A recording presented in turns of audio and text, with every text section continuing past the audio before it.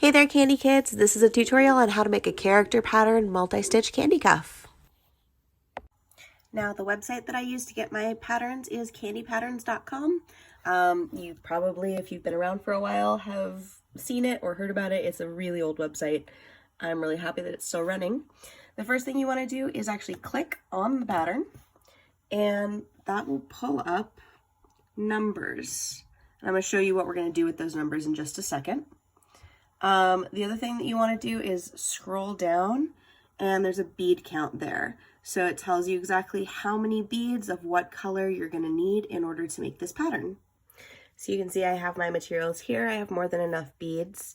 And the other thing that you're going to need is string, and I like to use a plastic needle like this. But you don't have to use it. It's just my personal preference. For a cuff this size, you want to take that string and stretch it out about 3 feet of string, maybe a little bit more. I like to just spread my arms apart, shoulder to shoulder, and that's at least enough string to start with. Now, the first row of beads that you're going to do, see the ones at the bottom of the screen there? You're going to string on 1 row of beads in exactly that pattern. One easy way to do this and not get lost is count color. So there's 10 white, and then 1, 2, 3, 4, 5, 6, 7 black, 2 white, 1, 2, 3, 4, 5, 6, 7, 8, 9, 10 black, and 1 white. So if you just go 10 white, okay, check the pattern again, okay, check the pattern again. I check patterns constantly when I'm doing these.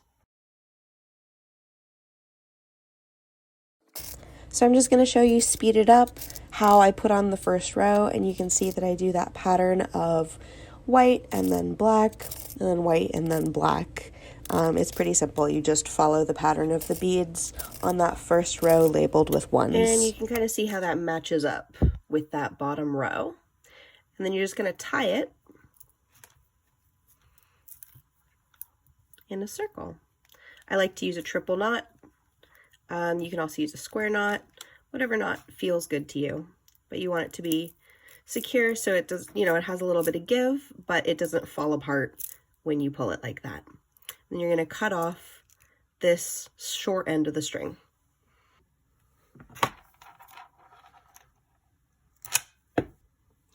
So now your knot is kind of hanging out in between 2 beads, so you want to just tuck it up through one of the beads next to it.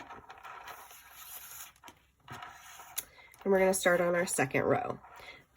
This row and the next row are the trickiest parts of doing this particular type of stitch.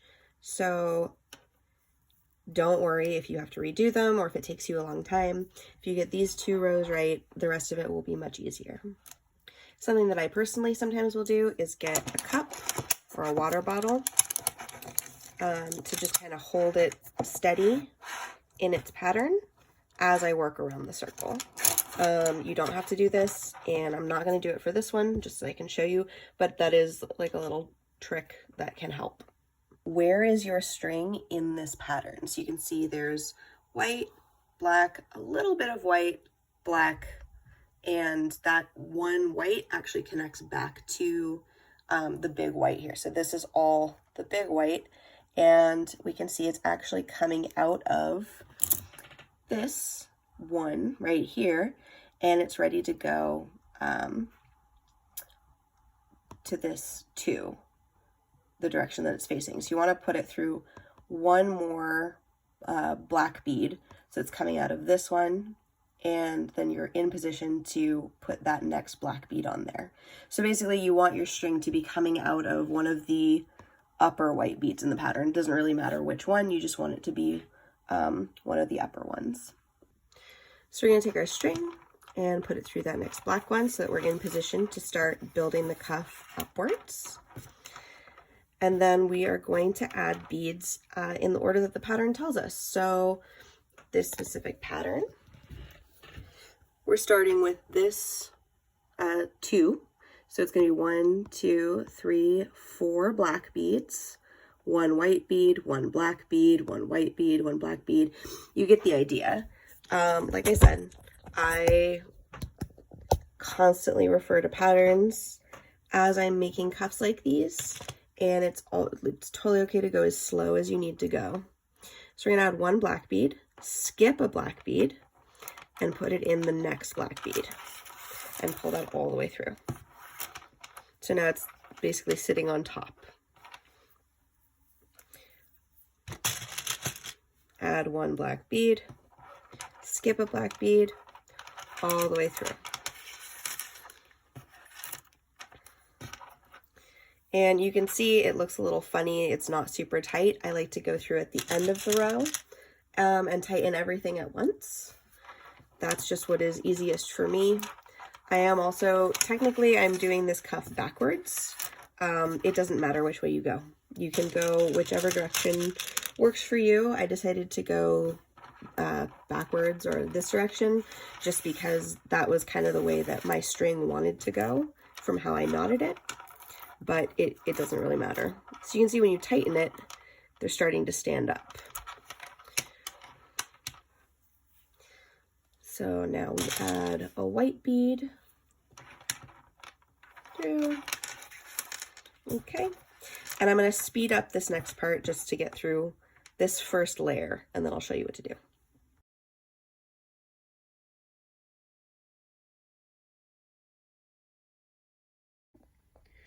So you will notice that I did not tighten this row as I went. What I like to do is get to the end of the row and then sort of go backwards and pull it tight bit by bit.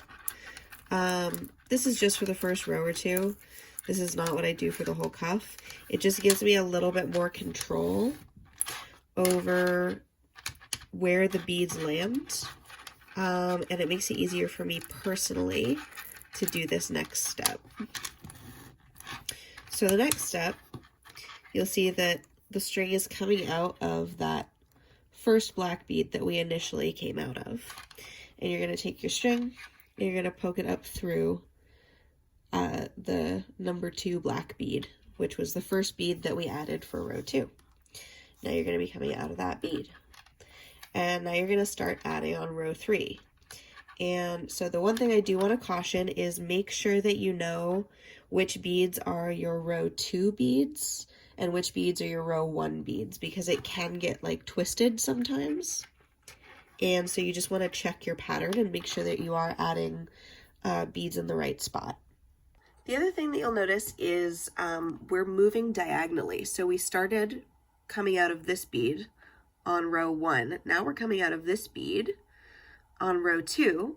Once we finish row 3, we'll be coming out of this bead. Row 4 will be coming out of this bead.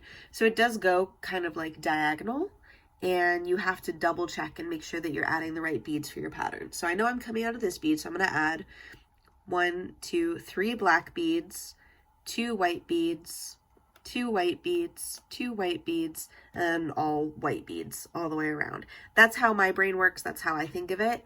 If you have an easier way that makes more sense to your brain, that is totally fine, because brains are weird. Okay, I recorded a whole piece here. I got halfway through this row and I recorded a whole bit. So instead of undoing my cuff, I'm just going to show you. So this row here is row number 3 that we're working on. And the thing you want to be careful of is that on this row, usually your cuff will want to twist. And it's really easy to make a mistake and accidentally, instead of putting your bead through the number 2 bead right here, sometimes it can want to twist and put it through the number 1 bead because it's not super stable yet. So that is really the only thing that you want to kind of look out for. And again, you want to just constantly check your pattern and make sure that you're matching. Like, I know that there's supposed to be 4 number 3 black beads. So 1, 2, 3, and then once I come all the way around, number 4 is going to go right here. So it's hard because the pattern that you're looking at is flat, but the cuff that you're making is a circle. So you just have to remember that it always connects on the other side. And so, you know, you have to sort of twist your brain a little bit in order to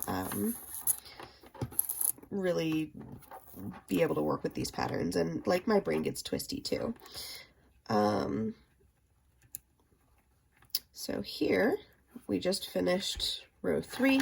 We're adding the last bead on row 3, and we're gonna go up through the next 2. So this is number 2, this is row number 2, this is row number 3, and you're gonna go up through both of those and pull it tight.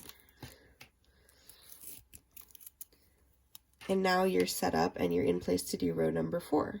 And just remember, it always moves 1 over diagonally. So let me see.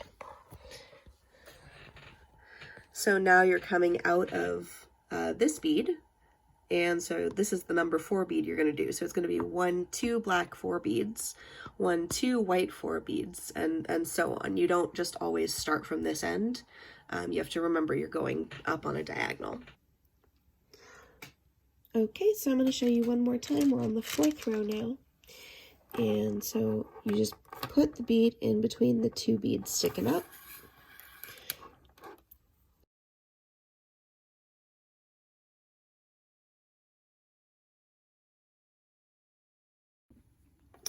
Okay, and I'm going to show you one more time, finishing off row 4. Put it up through the next 2 and pull it tight. And now you're in position to do row number 5. And that's, I mean, that is how you make a character cuff. You can see his little mouth nose area is starting to come together there. There's his little, like, cheek things, whatever's on the other sides of the nose. And as it goes up, you'll see the bear face will come into view. This one is about 15 rows high, so you repeat that 15 more times, and you will have a little bear face. A couple of important things. One is make sure that you're not pulling it too tight. You do want it to be able to stretch a little bit like that. Otherwise, you're not going to be able to get it over your hand. It also can go higher up on an arm if it stretches a little bit. Make sure that you're tightening regularly, like as you go back through and tighten. Otherwise, you'll have a floppy cuff. Mine always stand up pretty straight because I tighten quite a lot. This particular string is 1.2 millimeter cloth covered stretch cord, and I prefer that for cuffs like this. You can use clear cord, like on this boy I used clear cord, but you can see it doesn't stretch nearly as much, and I don't prefer those for cuffs. It also tends to fall apart faster. So instead of sitting here and making you watch like another 20 minutes of me just making the next parts of the cuff, here's a little bit of speeded up footage of putting on the next rows, and then I will show you the finished product.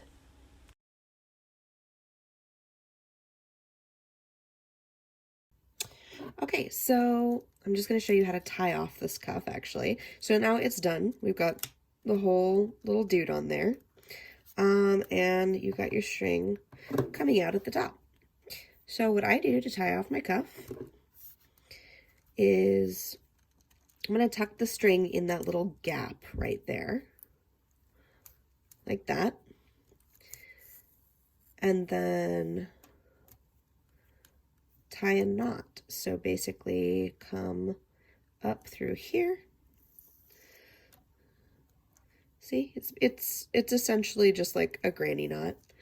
And you want to pull it really tight so it hides inside of this bead. And then just do that a couple of times. I like to tie a triple knot. I have also heard good things about square knots, but just like whatever feels secure. Sometimes people also put super glue or different types of glue in there to make sure that it doesn't come undone. And there you go. You just have to cut off the long end of the string and you're done.